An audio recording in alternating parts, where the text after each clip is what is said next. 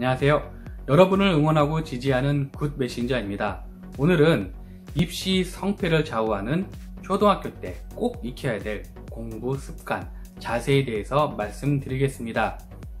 오늘 영상 보시고 그렇구나 해서 그치는 것이 아니라 하나라도 기억하셔서 자녀분들에게 꼭 적용해 보시기 바랍니다. 초등학교 때 꼭 익혀야 될 공부 습관, 자세 첫 번째는 공부에 대한 즐거운 추억을 만들어 주는 것입니다. 아니, 공부란 원래 참고 인내하면서 어렵게 하는 게 아닌가요? 라고 생각하시는 분들 계시겠지만 공부란 원래 지적인 호기심을 만족하게 해주는 재미난 것입니다. 뇌의 입장에서 보면 모르고 있었던 것을 딱 아는 순간 아하 하면서 도파민이라는 쾌감 호르몬이 분비됩니다. 그래서 계속 공부하면 할수록 재밌다, 더 알고 싶다 라고 하는 게 정상이에요. 어떻게 이런 일이 있냐고요? 이미 우리 부모님들은 자녀를 통해서 이런 것들을 경험해 봤습니다. 자, 우리 자녀가 4살, 5살 전후 한참 말을 이렇게 했을 때 그때로 돌아가 봅니다. 그때 어땠죠?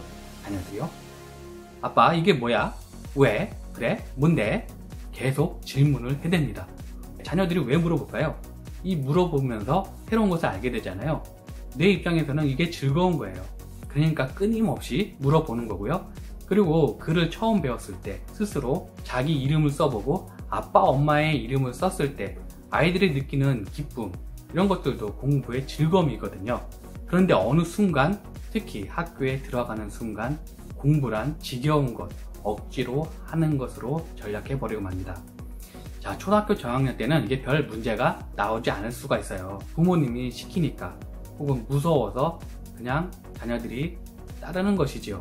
그런데 이게 빠르면 초등학교 고학년, 사춘기를 접어들면서 자아의식이 아이들이 생기면서 부딪히게 됩니다. 중학교까지는 곧잘 성적이 나오던 나이가 고등학교 때는 성적이 점점점 떨어지는 현상이 나오기 시작합니다. 공부를 안 하는 것도 아닌데 책상에 앉아서 공부하는 것 같은데 성적이 안 나와요. 왜 그럴까요? 우리의 뇌는 과거의 경험을 통해서 어떤 일을 받아들이게 되는데요. 초등학교 때 공부에 대한 이 지겨움, 부정적인 감정이 이 무의식에 사로잡혀 있었기 때문에 공부에 대한 부정적인 생각이 가득 잡혀 있는 상태에서는 아무리 내 의지력으로 공부해야지 한다고 해도 잘 안 됩니다. 효과가 나오지도 않고요. 이것을 잘 모르면 본인과 그리고 부모님 둘 다 너무나 답답한 상황이 됩니다. 그럼 어떻게 공부를 즐거운 것, 긍정적인 것으로 만들어 줄 수 있을까요?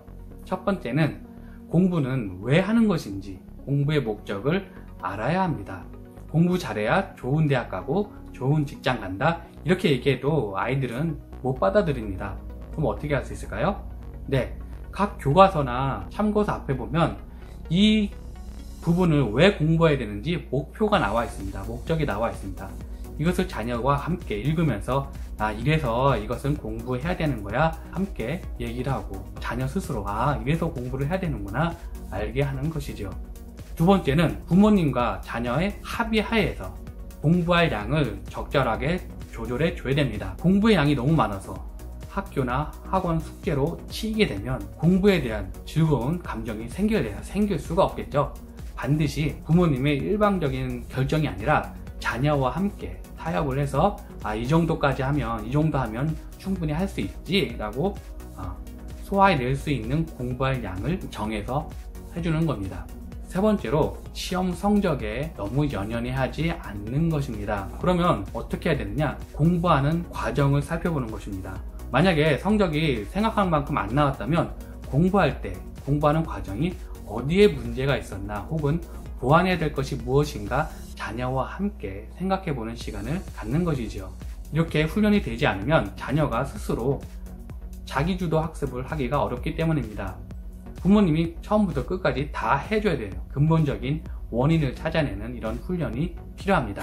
초등학교 때 꼭 익혀야 될 공부 습관, 자세 두 번째는 모든 공부의 기본이 되는 뇌의 기초 체력을 길러주는 것입니다. 과학자의 연구 결과에 따르면 뇌가 가장 잘 활성화되는 행위가 있는데요. 그것은 바로 책을 읽고 자기 생각을 쓰고 그리고 단순한 연산을 할 때입니다. 응용 문제를 풀 때 뇌의 세포가 활성화가 되는 것이 아니라 사고하는 힘은 이런 기본기를 충실히 했을 때 길러진다는 의미입니다. 읽는 것의 중요성은 국어뿐만 아니라 모든 과목에 다 적용이 됩니다. 읽는 능력, 즉 독해가 안 되면 어떤 현상이 발생하냐면요, 당장 수학에서도 문제가 나오기 시작합니다. 그것은 바로 서술형 문제를 못 푸는 거예요. 왜 못 푸냐면 서술형 문제에서 좀 문장이 길어지잖아요. 이게 뭘 물어보는지 모르는 거예요. 뭘 물어보는지 모르니까 문제를 못 풀죠.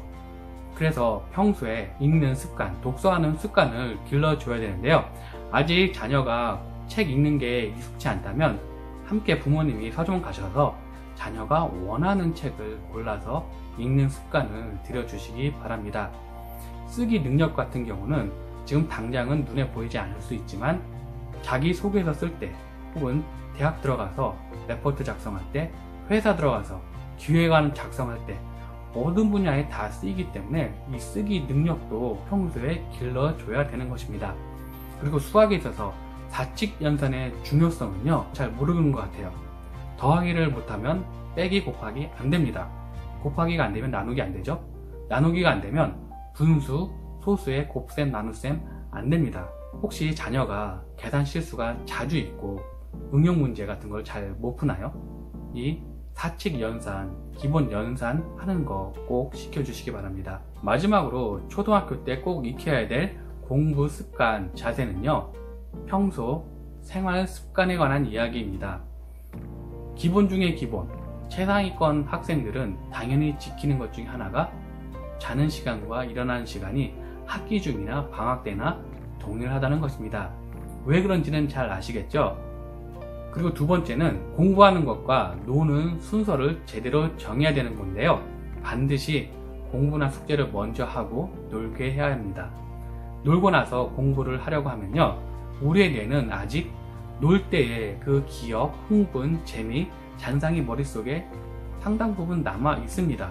공부 모드로 바뀌려면 시간이 필요할 뿐만 아니라 더 염려가 되는 상황은 공부는 재미없는 것, 지겨운 것, 앞서 말씀드린 공부에 대한 부정적인 생각과도 연결될 수 있기 때문에 반드시 공부를 먼저 하고 그 다음에 놀거나 쉬게 하는 것입니다.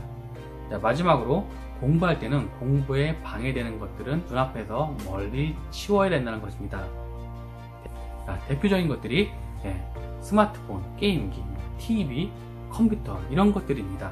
공부할 때 옆에 이렇게 눈에 딱 띄게 되면 당연히 정신이 이쪽으로 갈 수밖에 없죠. 그래서 공부할 때는 부모님들도 TV를 보거나 휴대폰을 하시는 것 자제해 주시고 최대한 자녀가 공부하는 데 전념할 수 있도록 이런 환경을 만들어 주는 것이 좋습니다. 오늘 내용 간단히 정리하겠습니다. 초등학교 때 꼭 익혀야 될 공부 습관, 자세. 첫 번째는 공부에 대한 긍정적인 추억, 즐거운 추억을 만들어주기입니다. 왜 공부를 해야 되는지 자녀나 부모님이 알고 있어야 되고요. 부모님과 자녀와 타협을 해서 적절한 공부의 양을 정해주는 것입니다. 그리고 시험 점수, 결과에 너무 연연해 하지 말고 공부한 과정에 있어서 보완해야 될 것이 있다면 이런 것들을 평가하는 시간을 가져야 된다는 것이고요. 두 번째로 모든 공부의 기본이 되는 독서, 쓰기, 기본 연산을 중요하게 생각하라입니다. 세 번째는 생활 습관에 관한 이야기입니다. 방학 때나 학기 중이나 늘 자고 일어나는 시간 동일하게 하기, 공부를 먼저 하고 중요한 걸 먼저 하고 그 다음에 놀거나 쉬는 시간 갖게 하기. 공부할 때는 공부에 전념할 수 있도록 공부에 방해되는 것은 시야에서 치워버리는 것.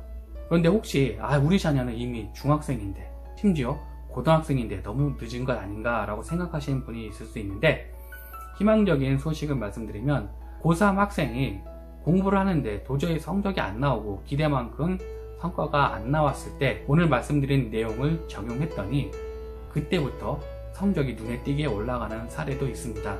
늦었다고 절대 포기하지 마시기 바랍니다. Now, from now on. 함께 갑니다. 감사합니다. 오늘 내용 좋으셨나요?